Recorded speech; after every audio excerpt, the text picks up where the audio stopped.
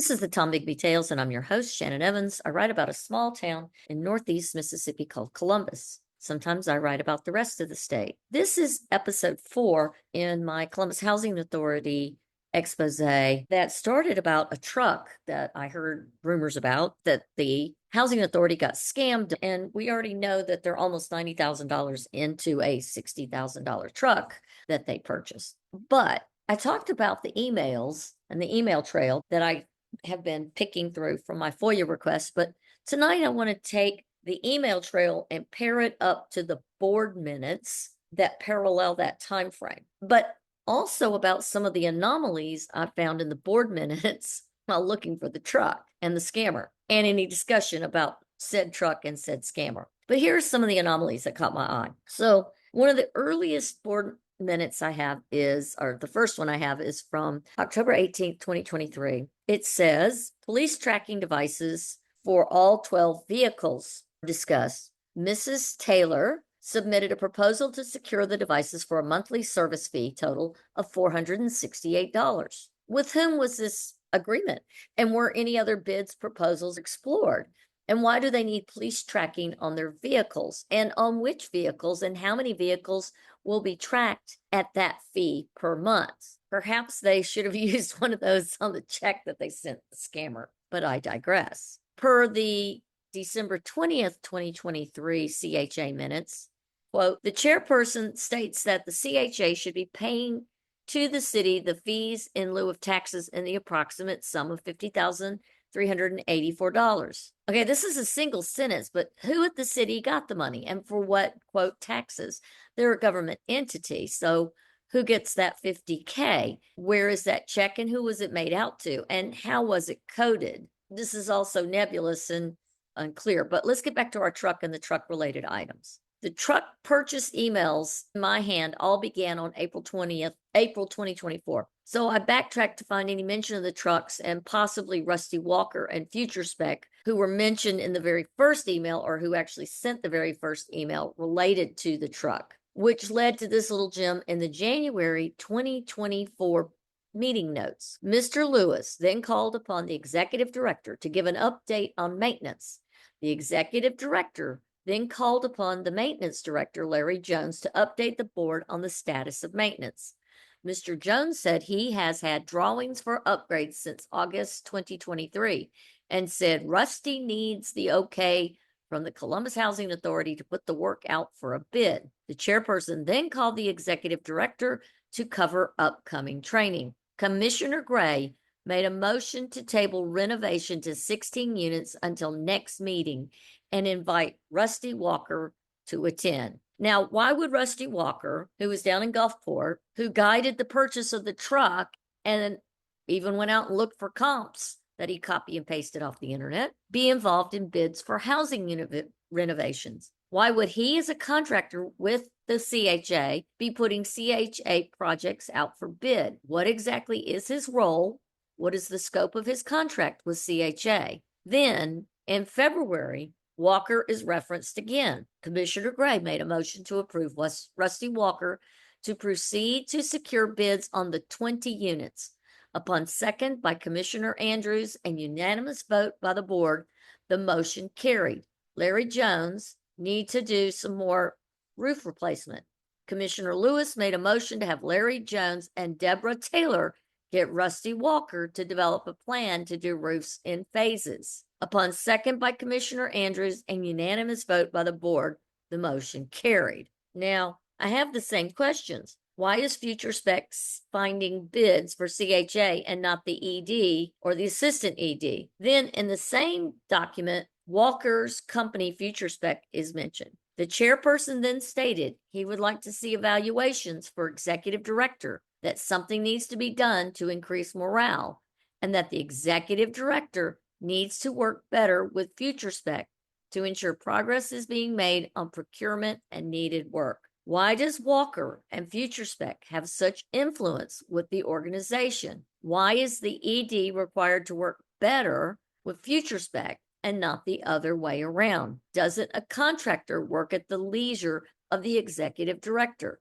On March 20th, 2024, still no mention of the truck or the truck title or the scam, but this. Larry Jones then told the board that Rusty Walker suggested that the CHA advertise for re-roofing the Shield Sims and Jesse Carter sites. Commissioner Andrews moved to approve advertising for bids. Upon second by Commissioner Gray and unanimous vote by the board, the motion carried. Further, the board discussed the bids and accepted. Mr. Jones then presented the bid tabulations for the 24 units at the Shield Sims site, with Connerly Construction being the lowest and best responsive bidder at $238,000 for carpentry. Jay's Buildings bid was $248,000. Andrews made a motion to award the bid to Connerly Construction as being the lowest and best responsive bid. Upon second by Commissioner Richardson and unanimous vote by the board, the motion carried. So were these bids proposed by Future Spec? Notice there is still no mention of the upcoming trucks purchase, nothing in April either. On May 15th, 2024, Future Spec's Rusty Walker asked to change his contracted monthly pay from $2,500 a month to $4,295 a month, almost double his previous monthly contracted fee. How long is he contracted for? What services does he provide for such a high fee? That is $51,540 a year. Then on June 17th, 2024, I found that the board made a resolution awarding ratifying the re-roofing units at William Washington and Shield Sims for $164,870. Bids Futurescape would be responsible for having obtained. Notice it was William Washington and Shield Sims. Yet in the ledger, just the 68 unit William Washington project check is $244,387.50. Considering that the bid was for $164,000, that is a significant difference. Is this later amount approved? Where? It's not shown in the minutes anywhere that the significant difference between what was awarded and a month later what the check was written for. Why is it significantly more for just one of the units when it was bid at that $164,870 to do two properties in total? Was there that much subroofing damage not seen in the bid process? What exactly happened? What part does Future Spec play in this? What did it then cost to replace the Shield Sims roof later? Looking at the ledgers, I find the following, and I'll break it down per location. William Roberts is a 100-unit facility. On October 30th, 2023, Bama Roofing of Tuscaloosa was paid $179,654 to replace the roof. 6 months later, on March 14th, 2024, J&H Roofing was paid $144,006 to replace the roof at the William Roberts facility. William Washington is a 68-unit facility. On July 23rd, 2024, Bama Roofing was paid $239,458 to replace the roofing. But less than 4 months later, on December 13th, 2024, Bama Roofing was paid $167,270 to replace the roof. Were these two new roofs per site? If so, why so frequent are the roofs being replaced and at so much higher than what the resolution permitted? If not that, then are these two separate payments splitting the cost over time for one job? If so, why is it significantly more than the resolution? Did Future Spec and Rusty Walker oversee these bids? Does he get a percentage of these bids? What role did Future Spec and Rusty Walker play in this roof replacement project? Nowhere in the meeting minutes are these cost overruns addressed by the board. Why? And still no mention of the truck. On July 17th, 2024, board minutes have absolutely no mention of the truck, no mention of the scam or the missing check or the lack of a title. Yet in the email trail, we know that Dixie Turner was instructed to send a memo to the board on July 3rd referencing the issue and what she knew so far.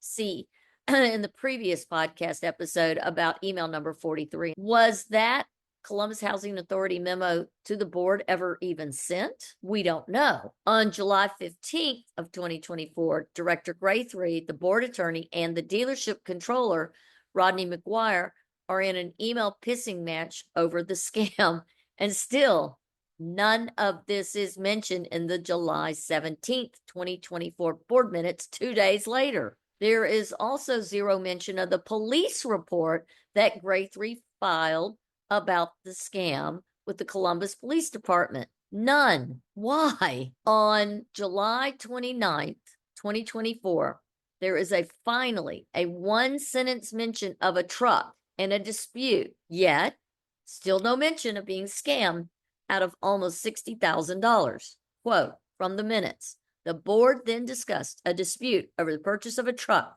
but no action was taken. Who keeps the meeting minutes?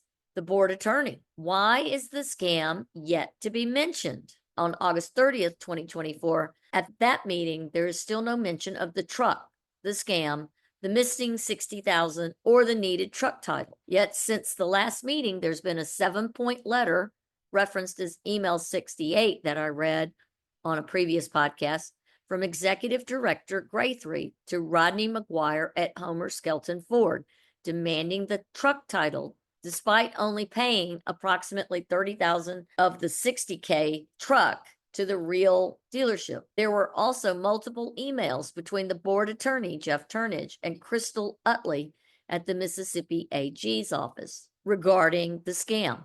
There was also discussion between Director Guthrie and Rodney McGuire at Homer Skelton Ford with follow-ups about splitting the difference, etc. Yet, none of this appears to be mentioned in the board meeting.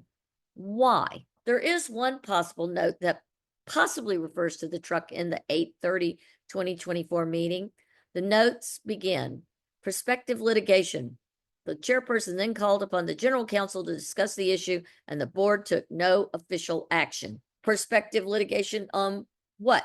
There's no note, there's no details, there's nothing. On September 11th, a special meeting of the board was called, and in executive session, they discussed some litigation, presumably the truck, because after the meeting, they came out of closed doors. Martin Andrews moved to buy 3 more F-250 trucks and 2 Ford Explorers, even though they still have not resolved the title and monies owed or the missing money of the first truck, but the motion carried. On September 12, 2024, Board Attorney Turnage sent a settlement agreement to Skelton Ford. The board met again on 9/18/2024 in closed determination to discuss litigation. Respective party positions were discussed and no action taken. It was at this time that the board attorney's bid to continue support was determined. The next board meeting is October 16th, 2024.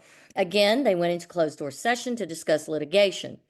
The next board meeting was on November 20th, 2024. At this meeting, it was revealed that 2 city employees who served on the board had to resign due to a rule that council found while reviewing the laws related to the housing authority. The 2 immediately resigned previous to the meeting, and the board was informed before the meeting continued. The board went into executive session and discussed litigation, and council proposed terms he felt would be agreeable with the other party. I presume this is the truck. Still no mention of the scam, the police report that was filed, or any discussion of Rusty Walker's involvement in the purchase of said truck. And the scam, of course, is nowhere in the discussion on how they plan to recoup the $60K from the scammers. On December 3rd, 2024, almost 2 weeks after the board meeting, the executive director, Guthrie, sends the Ford dealership a note that they are ready to move forward and with the release agreement. At the next board meeting, the executive director tells the board he has not heard back on the vehicle issue from the vendor. I presume this is the truck again, but God forbid that the notes have any specificity to them. The next meeting, January 28, 2025, there's absolutely no mention of the truck or that Turnage had contacted the Oklahoma Attorney General's office before January 11th, 2025, and had shared Agent Lasher's contact, or that the executive director had sent the front and back of the check that they had sent this scammer and that was cashed, and the tracking number to that agent. Not a single mention on the official record anywhere. Now that's interesting. So why? On February 19th, 2025, Turnage presented an update on the dispute with the Ford dealership. Finally, something is said, but the agreement with the Ford dealership is still not signed and there is no discussion listed. And again, nothing about the scammer or going after the $60,000 that's missing.